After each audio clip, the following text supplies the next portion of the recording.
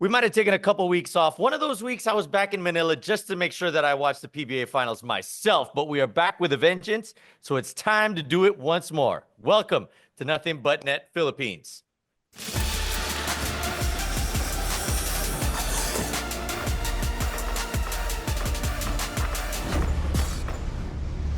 Make sure you like and subscribe because we got a great show for you guys today. It's all about the PBA, and to make sure that I have some accompaniment with it to help me dissect the ongoing PBA finals. Joining me right now is the one of my dear friends back home in Manila, a voice of the PBA on the broadcast, the one and only Jutt Sulit. Thanks for joining me, buddy. I'm excited, man, to talk to you again and to talk Hey, PBA with you again. It's been a while. I know, dude. It's been a while. We have to go back to our old school days of our podcast of just Ah, me and you. But hey, we've come a long way, and so has the PBA finals itself. We are now 5 games deep. Before we dive into each and every game here, we look back at five and ahead at six. What has been your overall thoughts on the entirety of the finals? this has been more than what I expected, to be honest. I mean, I covered game three, and I had the privilege of covering game three. Right after the final buzzer, when we finally got to get out of our seats, I was telling everyone that was probably in the top three best games I've ever covered. So that's the feel of the entire finals from me, and I haven't even been to all of the games, so it's been fantastic.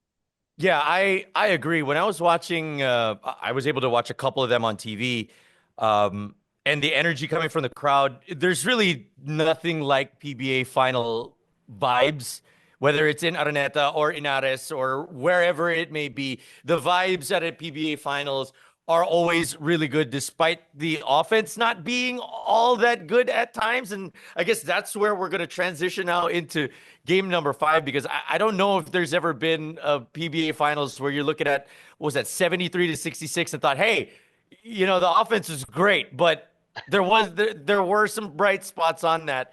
One of the main things was Justin Brownlee. There were questions on him being available. He only had 2 points in the first half. They were down by 10 at the first half, but BGSM turned it around. Judd, how did they do that? I mean, it's I know it's a cop out answer, but that never say die attitude. It Yeah. happened right in front of me when Brownlee dove. I literally saw his thumb clip the ground when he dove. That's the exact face I made when they showed the Yeah. replay. I couldn't look at it, and I was looking at my analysts who were Coach Jong with Chico and the Dean Kinito Henson, and we were saying he might be done. He might be done because yung reporta was dumiretso siya straight to the hospital. But Uh-huh. I mean, they just went back. I think it's matchups. If we're going to talk about strictly the basketball part of it, Yeah. it's the matchups. I think he never has been able to force more of the mismatches and go to those mismatches without forcing anything. That ball has been moving so swiftly for the barangay, and they found the advantage. Yeah, I when I saw the thumb go back, that's when I thought this was done. I thought that the series was done. I thought JB was done. I thought that it just looked really bad in terms of the future for BGSM. But Ginebra found a way, just the way that they always do when you are a team that is coached by Tim Cohn, when you have, like you said, that never say die energy right behind you. And when Rondé Hollis Jefferson shoots 8 of 44 in the last 2 games, which resulted in the losses. Jutt, is that a sign of the defense of Ginebra, or is that just RHJ becoming more and more gassed as this entire conference has gone along? I don't want to take anything away from the defense of Ginebra because that is number one, easily. Yes. I think the last couple of sequences of game four is really what paints the perfect picture as to how Ginebra has locked down RHJ Mhm. in the past 2 games. Remember, it's not just doubling him because doubling him is easy. RHJ is a smart player and he can make the right read, but they double him at the right time. Those two stops they made late in game four, Scotty Thompson helped out right at the perfect time to Mhm. cause some panic and just remove an extra pass that RHJ could have made. So number one, it's a defense, but number two, I think it's also RHJ with fatigue creeping in at this point. I mean, In previous finals, the last two that they won over Ginebra, he had a Jason Castro who could take over just to give RHJ 2, 3 minutes of rest. Relax ka muna dyan, let the blur take over. But that's an option they don't have right now. And I'm sure they're hoping that the Oftanas and the Pugoys could have clicked more than they did in the past. Oh, actually, the entire series. Yeah, we have not seen any local support for RHJ. We saw it a little bit from Reynam Batak in game number 4. We'll get into that in just a little bit, but the most fiery performance that you kind of saw was a heated conversation between Poy Erram and Chot Reyes. I am on one side of the fence on this being a thing or not. Jutt, do you think that it was a thing? Uh, Is it something to be it's tough. concerned about It's if you're a tough, man. fan? Anytime that it happens for any team at any point of a season, I think it's concerning to some extent. But Uh-huh. in the finals, it's harder. It's harder to brush off, even as a fan, because you're fearing for the next game. But I trust that Coach Chot and Poy Eram have the same goal in mind, and I know it's just the heat of the situation. That was about, I think it might have been a 5 to 7 minute stretch that they couldn't score in that fourth quarter. And that's why even RHJ, there was a clip of him that circulated that he also released his frustrations onto a chair on that bench. Everyone else, just letting those frustrations out. And it's been such an intense series. It's not one of those where, okay, one game is a blowout and the Yeah. other ones are tied. Even that game 4, which was the biggest winning margin, that was tight Yes, it until the was. end. So it's been tension has been high throughout the series. Yeah, I when I saw the news break about Boy and Chot getting heated, for me, I'm in the firm believer that I don't see that much of a problem with that because of just competitive nature of players and coaches. Everyone just wants to win. Like you said, everyone's trying to be on the same page. I would rather have it that they're heated instead of Poy sitting at the end of the bench saying, ayoko na makipag-usap, tapos na ako, hindi ko na kaya makipag-usap sa'yo, Chot. Right. I'd rather have it that they are having those heated conversations. So maybe that might lend them in the right direction come the next game. Speaking of the next game, like I said, Reynam Batak was the winner in game number 4. It was Scotty Thompson in that huge run in the late stages of game 5 that won it. Judd, if there was going to be a local on either side, I don't even want to say one on each side. If I was going to say one local at all that was going to be the main factor, the dude that is going to win game 6, whether it is to tie this series and send us to a game 7 or to win the championship for Ginebra, who is it going to be? Look, forgive me for being a basketball fan and hoping that this series goes 7 games because Hey, we deserve same, that. bro. We Same. deserve Same. that. So if there was one player that I'd expect, I think we sort of touched on him a while ago, Arapagoy, to Yes. have a series that has gone 5 games and the best scoring output of Pogoy is just 16 points. That's not the RR Pugoy that we know. That's not the Yeah. RR Pugoy that has made waves not only in the PBA but in the FIBA scene as well, and has been a mainstay, a main gunner for our national team. He's so much better than that. And with Jason out, I know Calvin Oftana has been the perennial leading local scorer of TNT over the Mhm. last few seasons, but in situations like this, with their backs against the wall, a championship chase, I think it's RR Pugoy still that they can turn to, especially to fill in the void that Jason Castro left. Okay, so one last question here on the finals. As basketball fans, who doesn't want to see a game 7?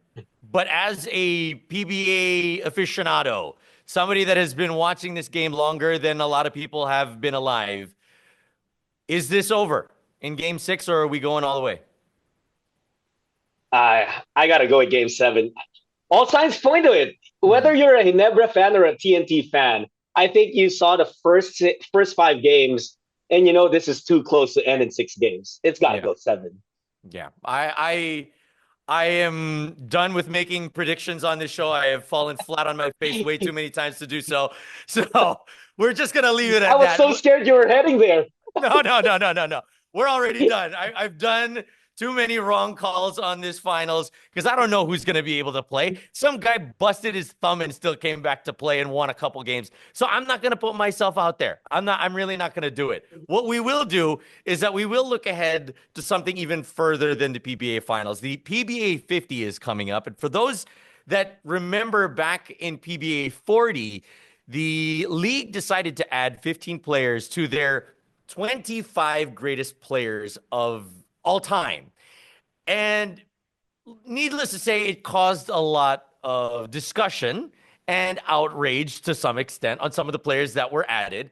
So now the PBA decided to have an entire committee that involves players like former players like Ramon Fernandez on there, some of the best players that were part of that 25 to decide who the next 10 would be. Two gentlemen that were definitely not on that list were me and Jutt. But we decided, you know what? Why don't we try and include ourselves in this? Because why not? They're not going to ask for our opinion. So we might as well give it because that's what we do. Jutt, I came up with 10 names, actually 11, and 11 or 12. We'll see how it goes. I know that you have a couple names that are on the bubble. I want to see if my list can kind of agree and if you would, I guess, co-sign who I would put in the next 10. Yeah. Okay. Can I just say though? Yes. Can I just say, back when they named the 40 additional 15, this is the difference from the 15 that were named then to the 10 that are going to be named this time around. Back Yes. when they named the additional 15, there were different MVPs every year. Yes. And so, in essence, it's so difficult to win MVP. And maybe the committee back then thought if you win MVP, top of the list Automatic. or major points, right? Whatever. Yes. But this time around, only two MVPs in the last 9 years. So three, Exactly. including in the last 10.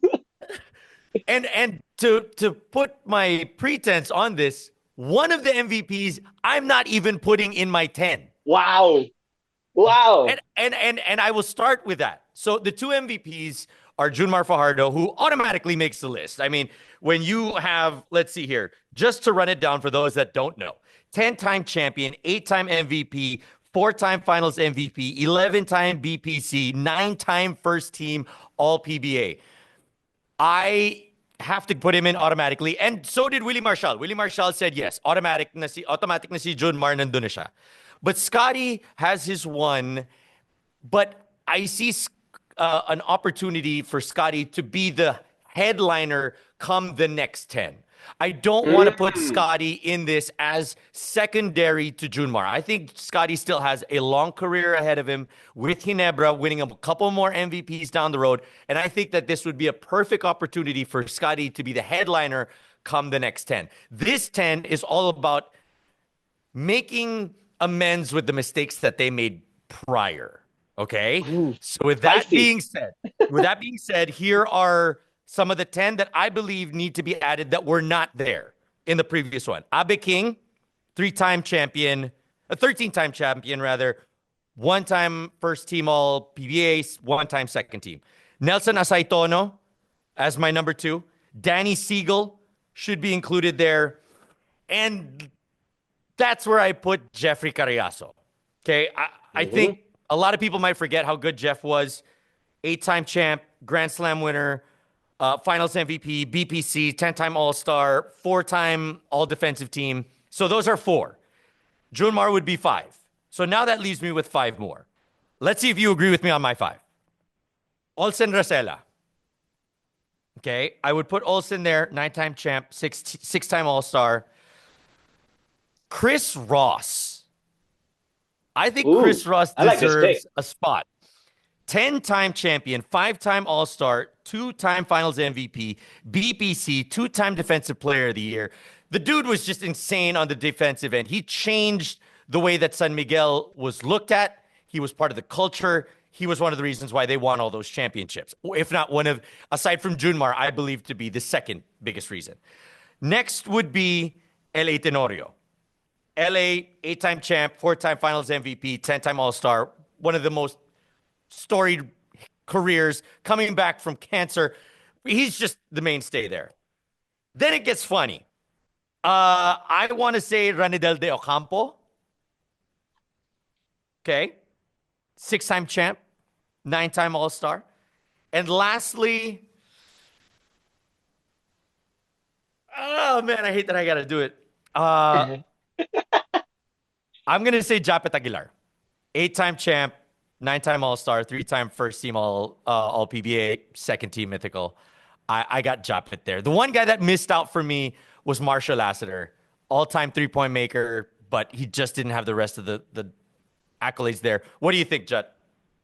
I'm looking at my list that I wrote down before you gave yours, and there's just three names, actually just two names that you mentioned that are not on that aren't on your list. One is Okay. Scotty. I put mine. Scotty is Okay. there and mine.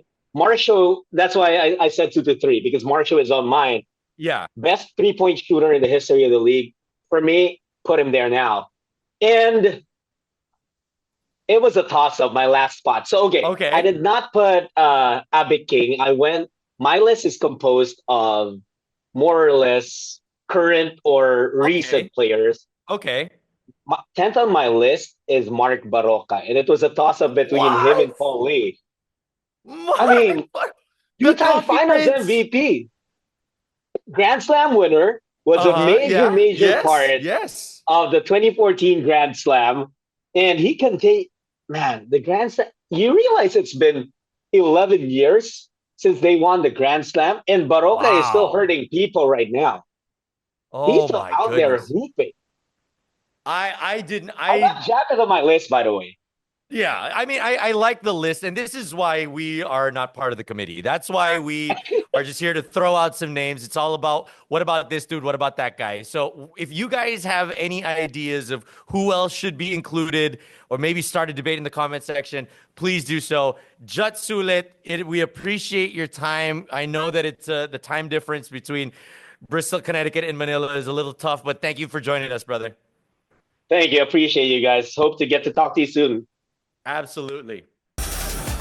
I did not see Mark Baroja in that top 10. But hey, I could be wrong. What about you guys? Please make sure to let us know who's that player that might be on the outside looking in of making it to the next 10 greatest players on that PBA 50s list. Now, for those that are still tuned in right now, thank you guys for joining us. Make sure to like and subscribe on YouTube and follow our Instagram accounts at espn.ph and at espn Asia for more. We'll see you all next time. My name is Aaron Atayde. Peace out.